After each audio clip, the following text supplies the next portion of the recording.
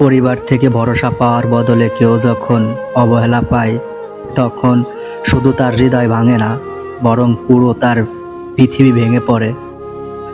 না জানি কত নাম না জানা লোক পরিবারের অবহেলায় ভিতরে ভিতরে মৃত্যুবরণ করেছে, কেউ জানতেও পারেনি। অথচ আমার যখন ভালোবাসা পাওয়ার কথা ছিল, আমি আমার পরিবারের কাছ থেকে পেলাম অবহেলা।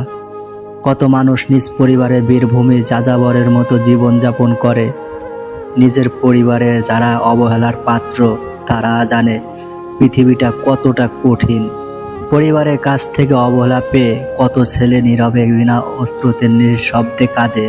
হয় সেটা বেকারত্ব, না হয় প্রেমের ব্যর্থতায় হওয়ার অভিশাপ। প্রতিটা পরিবারের ভালোবাসা ব্যক্তি উপার্জনের উপর নির্ভর করে।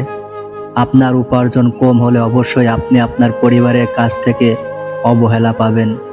পরিবারের কাছ থেকে অবহেলা পাওয়ার পরে একটা মানুষের বিশ্বাসের মেরুদণ্ড ভেঙে যায়, আর সেই মানুষটা ধীরে ধীরে জীবন্ত লাশ হতে শুরু করে।